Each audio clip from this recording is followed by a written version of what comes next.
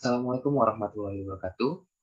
Kami dari kelompok 5 yang beranggotakan Salsabila Tasyari dan saya Zaki Hamam akan menjelaskan terkait pengaturan hormon terhadap kadar ion kalsium dalam plasma darah yang kedua. Nah, yang akan kita bahas adalah yang pertama terkait mekanisme pengaturan hormon terhadap kadar ion kalsium. Lalu yang kedua ada remodeling tulang. Nah, di sini saya akan menjelaskan terkait mekanisme pengaturan hormon terhadap kadar ion kalsium. Jadi, terdapat 3 hormon utama dalam regulasi kadar ion kalsium. Yang pertama ada hormon paratiroid atau PTH, lalu yang kedua ada 1,25 dihidroksikolekalsiferol atau 1,25 dihidroksi vitamin D3. Mengapa bisa disebut 1,25 dihidroksi vitamin D3? Karena vitamin D3 itu nama lainnya adalah kolekalsiferol. Nah, 1,25 dihidroksikolekalsiferol ini merupakan turunan dari vitamin D3. Lalu selanjutnya ada hormon kalsitonin. Untuk cara kerjanya, secara singkat, eee, paratiroid hormon dan 1,25 dihidroksikolekalsiferol itu akan bekerja, ketika kadar ion kalsium dalam darah itu menurun atau rendah. Nah, untuk kalsitonin itu bekerjanya kebalikan dari, PTH dan 1,25 dihidroksikolekalsiferol. Jadi kalsitonin bekerja ketika, kadar ion kalsium dalam darah itu tinggi atau naik. Nah, penurunan konsentrasi ion kalsium itu, eee, ketika dia hanya sedikit turunnya gitu, itu akan mampu menyebabkan kelenjar paratiroid itu cepat menyekresikan hormon paratiroid. Hal tersebut dapat membuat ukuran kelenjar paratiroid ikut membesar. Begitupun sebaliknya. Jadi ketika konsentrasi ion kalsium ini naik, maka, paratiroid akan, stop untuk sekresi PTH, sehingga ukuran kelenjar paratiroid akan mengecil. Nah, regulasi ion kalsium, kadar ion kalsium yang dilakukan oleh PTH ini ada 3 jalur, yaitu melalui tulang, melalui ginjal, dan melalui usus. Sini yang ada gambar di sebelah kanan, ketika kadar ion kalsium turun, maka kelenjar paratiroid akan menyekresikan banyak, paratiroid hormon, sehingga paratiroid hormon akan meningkat. Nah, kita masuk ke jalur yang pertama, yaitu jalur tulang. Ketika kelenjar paratiroid hormon Eee, ketika hormon paratiroid ini meningkat, ini akan merangsang untuk penyerapan, ion kalsium yang ada pada cairan tulang. Jadi, akan terjadi penyerapan di tulang sehingga ion kalsium ini masuk ke dalam aliran darah sehingga, kadar ion kalsium dalam darah meningkat, ini yang bawah. Nah, lalu jalur kedua, jalur ginjal, di sini paratiroid hormon ketika dia meningkat, itu akan merangsang, eee, ginjal untuk melakukan, reabsorpsi ion kalsium dan akan menurunkan, intensitas reabsorpsi pada ion fosfat. Nah, lalu ini jadi, kerjanya berbarengan. Ketika, penyerapan ion kalsium terjadi, maka, ion fosfatnya akan, di-stop gitu atau diturunkan intensitas penyerapannya. Nah, sehingga ketika ion kalsium diserap, itu akan meningkatkan kadar ion kalsium. Lalu, ion PTH juga merangsang ginjal untuk, mengubah vitamin D3 menjadi 1,25 dihidroksikolekalsiferol. Nah, di sini fungsinya adalah untuk merangsang usus untuk, menyerap ion kalsium. Jadi, nah kalau di sini kebalikannya dari ginjal. Kalau tadi ginjal ion kalsium naik, eee, fosfatnya turun. Kalau di sini sama-sama naik, ion kalsium naik, fosfatnya ikut naik. Jadi sama-sama diserap. Nah, lalu ketika sudah diserap oleh usus, ion kalsium akan meningkat kadarnya dalam darah. Nah, berikutnya, di sini ada efek dari kalsitonin. Kalau tadi ada efek dari, paratiroid hormon dan 1,25 dihidroksikolekalsiferol. Nah, sekarang ada kalsitonin. Kalau yang tadi sudah saya jelaskan, itu, sama dengan yang di bawah. Jadi ketika turun, jalurnya dari kanan ke kiri nih. Nah, lalu ketika sudah naik ion kalsiumnya, ketika sudah terlalu tinggi, ion kalsium yang tinggi akan menstimulasi kelenjar tiroid untuk merilis kalsitonin. Nah, kalsitonin akan menstimulasi tulang untuk menyimpan ion kalsium di dalam tulang, di cairan tulang. Lalu juga kalsitonin akan menurunkan penyerapan ion kalsium pada ginjal, sehingga ion kalsium dalam darah akan menurun lagi. Kurang lebih seperti itu. Berikutnya akan dijelaskan oleh teman saya, Salsabila Tasyari. Baik, selanjutnya yang akan kita bahas adalah remodeling tulang. Nah, pertama kita akan bahas mengenai tulang terlebih dahulu. Tulang ini tersusun atas matriks ekstraseluler yang berlimpah yang mengelilingi sel-sel yang terpisah jauh. Matriks ekstraseluler ini tersusun dari 15% air, 30% serat kolagen, dan juga 55% garam mineral yang sudah mengkristal. Nah, garam-garam mineral yang paling melimpah adalah kalsium fosfat yang nantinya bergabung dengan garam mineral lain, yaitu kalsium hidroksida, untuk membentuk kristal hidroksiapatit. Nah, saat kristal terbentuk, mereka bergabung dengan garam mineral lain seperti kalsium karbonat dan juga ion seperti magnesium, fluorida, kalium, dan juga sulfat. Garam-garam mineral ini yang membentuk struktur tulang menjadi kuat. Selanjutnya adalah 4 tipe sel yang ada pada jaringan tulang. Jadi ada osteoprogenitor sel, osteoblast, osteosit, dan juga osteoklas. Kita bahas satu-satu ya. Untuk yang pertama adalah osteoprogenitor sel, yaitu merupakan sel punca yang tidak terspesialisasi. Nah, ini letaknya di tulang ya. Yang kedua, yang merupakan berasal dari mesenkim, yaitu jaringan yang membentuk hampir semua jaringan ikat. Dan yang ketiga, yaitu satu-satunya sel tulang yang menjalani pembelahan sel. Dan yang keempat, sel ini ditemukan di sepanjang bagian dalam periosteum, di dalam endosteum, dan di dalam kanal-kanal di dalam tulang yang mengandung pembuluh darah. Baik, selanjutnya adalah sel osteoblast, yaitu sel pembentuk tulang. Nah, masih ingat kan ya tentang pembahasan osteoblast bersama Zaki? Baik, selanjutnya adalah dia ini berfungsi untuk mensintesis dan mengeluarkan serat kolagen dan komponen organik lainnya yang diperlukan untuk membangun matriks ekstraseluler jaringan tulang dan juga berperan dalam kalsifikasi. Kemudian, ketika osteoblast ini nantinya dikelilingi dengan matriks ekstraseluler, karena kan osteoblast ini menghasilkan matriks ekstraseluler. Namun ketika dia ini sudah terlalu dikelilingi, sudah terlalu banyak dikelilingi oleh matriks tersebut, maka dia akan berubah menjadi osteosit. Apa sih osteosit itu? Osteosit adalah sel tulang yang sudah matang. Nah, merupakan sel utama dalam jaringan tulang dan berfungsi untuk mempertahankan metabolisme, seperti pertukaran nutrisi dan juga limbah dengan darah. Kemudian, sel ini tidak mengalami pembelahan sel. Lanjut, yaitu adalah osteoklas, yaitu sel besar yang berasal dari peleburan sebanyak 50 monosit atau sel darah putih dan terkonsentrasi atau terpusat pada endosteum. Nah, pada osteoklas yang di sisi sel yang menghadap ke permukaan tulang, membran plasma osteoklas ini terlipat ke dalam, sehingga akan membentuk seperti batasan-batasan yang berkerut. Nanti akan kita lihat strukturnya atau seperti ini nih ya.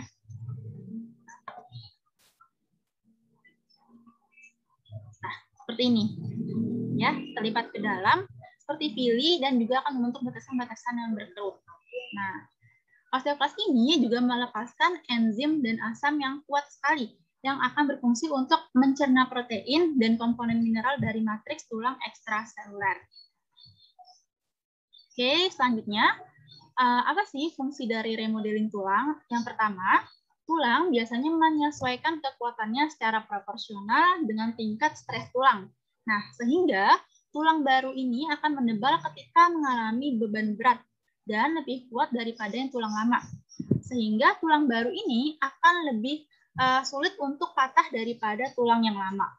Yang kedua, bentuk tulang dapat diatur ulang dengan untuk mendukung gaya mekanik dengan deposisi dan juga resorpsi tulang sesuai dengan pola stres yang didapatkannya. Yang ketiga, tulang lama menjadi relatif rapuh dan juga lemah. Nah, matriks organik baru diperlukan ketika matriks organik lama ini mengalami degenerasi. Kemudian kita bahas mengenai faktor yang mempengaruhi pertumbuhan dan juga remodeling dari tulang. Yaitu yang pertama ada mineral. Dalam jumlah yang banyak, yaitu kalsium dan fosfor, ini dibutuhkan saat pertumbuhan tulang. Nah, untuk jumlah yang kecil, yaitu magnesium, fluorida, dan juga mangan, sangat diperlukan juga untuk remodeling tulang. Selanjutnya adalah vitamin. Untuk vitamin A, ini merangsang aktivitas osteoblast, dan untuk vitamin C diperlukan untuk mensintesis kolagen, nah yang merupakan protein utama dari tulang. Lalu ada vitamin D, yaitu membantu pembangunan tulang dengan meningkatkan penyerapan kalsium pada usus atau saluran pencernaan ke dalam darah. Nah, lalu ada vitamin K dan juga B12 yang diperlukan untuk sintesis protein tulang. Lanjut, yaitu adalah hormon. Ada hormon IGF-1, yaitu insulin-like growth factor, yang diproduksi oleh hati dan juga jaringan tulang. IGF-1 ini berfungsi untuk merangsang osteoblast. Nah, lalu ada hormon tiroid, itu hormon T3 dan juga T4. Nah, yang berfungsi untuk pertumbuhan tulang dan dengan merangsang osteoblast. Selain itu, hormon insulin yang dari pankreas juga meningkatkan pertumbuhan tulang dengan meningkatkan sintesis protein tulang. Baik, selanjutnya adalah deposit tulang oleh osteoblast. Jadi remodeling tulang ini berkaitan sekali dengan proses deposit oleh osteoblast dan juga proses yang namanya resorpsi oleh osteoklast. Jadi osteoblast ini atau sel osteoblast ini nanti akan melakukan deposit secara kontinu atau terus-menerus. Osteoblast ini biasanya ditemukan di permukaan luar tulang dan di rongga tulang. Ini ya, osteoblast. Nah, untuk tulang juga secara terus-menerus diresorpsi oleh osteoklast. Nih, osteoklast ya. Ini. Nah, osteoklast ini biasanya aktif pada kurang dari 1% permukaan tulang pada orang dewasa.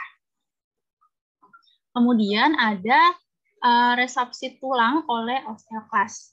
Nah, sel osteoklast ini yang meresorpsi tulang tidak memiliki reseptor PTH, sehingga dia menggunakan osteoblast untuk memberikan sinyal pada prekursor osteoklast untuk membentuk osteoklast dewasa.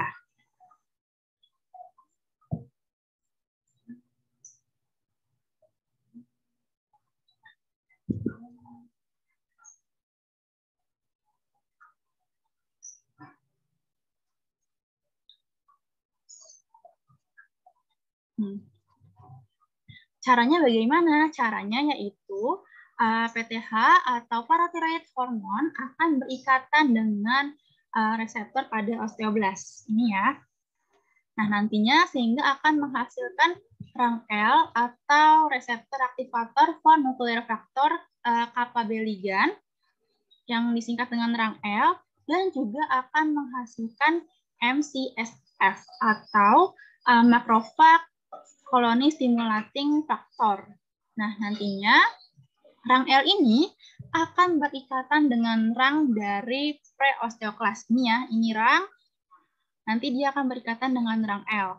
Kemudian MCSF ini nantinya akan berikatan dengan reseptor dari preosteoklast. Ini. Ya, dua ikatan ini yang akan membuat preosteoklast itu menjadi berdiferensiasi menjadi osteoklast yang matur. Nah, jadi nanti kalau banyak osteoklastnya, maka akan meningkatkan resorpsi tulang. Seperti itu. Kemudian, PTH ini juga menghambat produksi dari OPG. Kenapa sih OPG ini dihambat? OPG yaitu osteoprotegerin, karena OPG ini berfungsi untuk menghambat preosteoklas untuk berdiferensiasi menjadi osteoklas. Kalau osteoklas ini tidak terbentuk, maka resorpsi tulang ini akan menurun. Nah, bagaimana mekanisme OPG menghambatnya? Yaitu ketika OPG ini akan berikatan dengan rang L. Kalau OPG ini jumlahnya banyak dan berikatan dengan rang L, maka rang L ini tidak bisa berikatan dengan rang dari preosteoklas.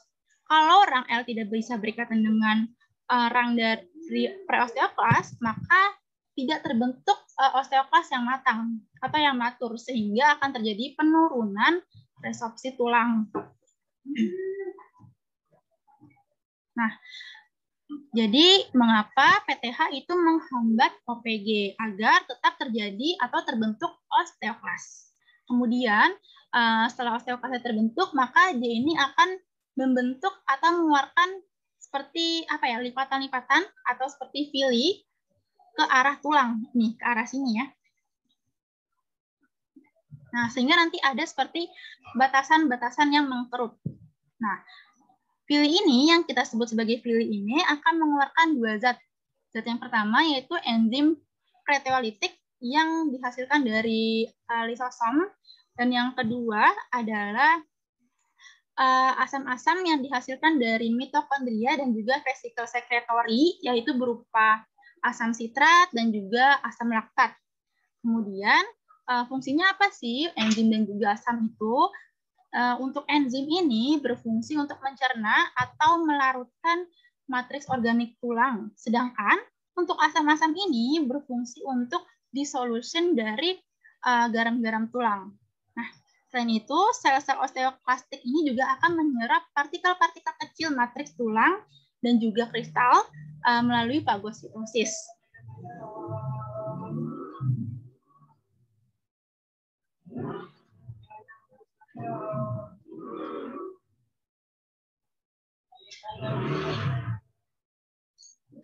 Sehingga nanti partikel-partikelnya ini akan larut dan akan melepaskan produknya ke dalam darah.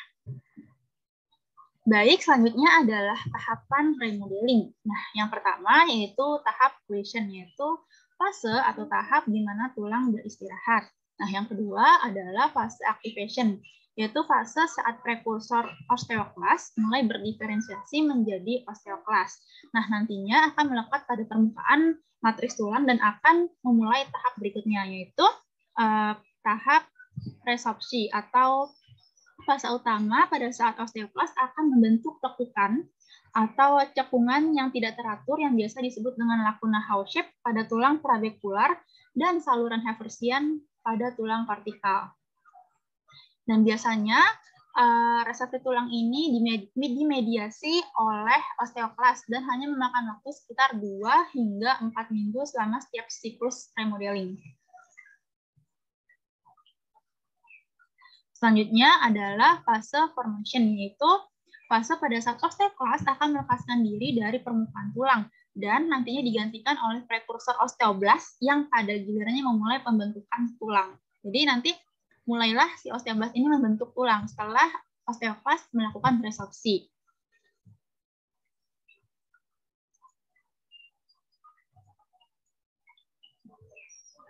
Nah, kemudian osteoblast akan mensintesis matriks osteoid yang akan mengisi rongga resorpsi.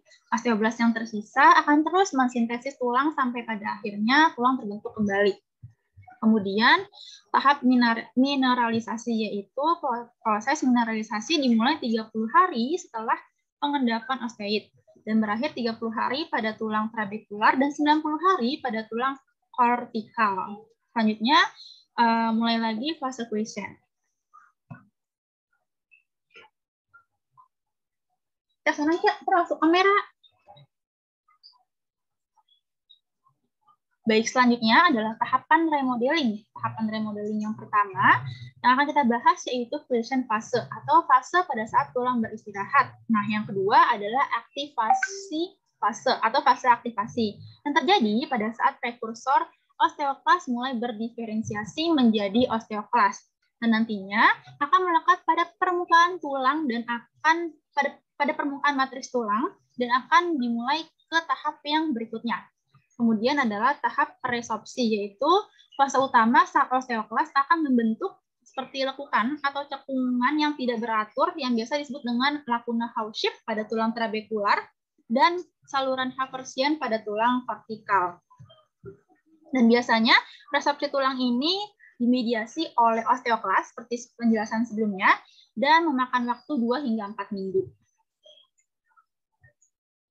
Lanjut adalah fase formasi, yaitu fase pada saat osteoklas akan melepaskan diri dari permukaan tulang dan digantikan oleh prekursor osteoblast yang nanti akan memulai pembentukan tulang. Jadi setelah osteoklas meresorpsi, kemudian digantikan dengan osteoblast yang akan membentuk tulang. Seperti itu. Kemudian osteoblast ini akan mensintesis matriks osteoid yang akan mengisi rongga resorpsi. Osteoblast yang tersisa nanti akan terus mensintesis tulang sampai pada akhirnya tulang terbentuk kembali. Lanjut, yaitu fase mineralisasi. Proses mineralisasi ini dimulai 30 hari setelah pengendapan osteoid dan berakhir 30 hari pada tulang trabekular dan 90 hari pada tulang vertikal. Selanjutnya dimulai lagi fase quiescent. Baik, sekian presentasi dari kelompok kami. Kurang lebihnya mohon maaf. Wassalamualaikum warahmatullahi wabarakatuh.